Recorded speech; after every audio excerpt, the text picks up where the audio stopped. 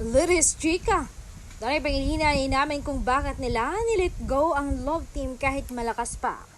Saad niya masakit sobra para sa amin ni Belle, but it would hurt more if we held each other back from becoming better. So if go really means grow, hindi dahil sa hindi namin mahal ang isa't isa, kundi mahal namin ang isa't isa in a way that chooses our growth over our comfort zone. At babalik naman kami.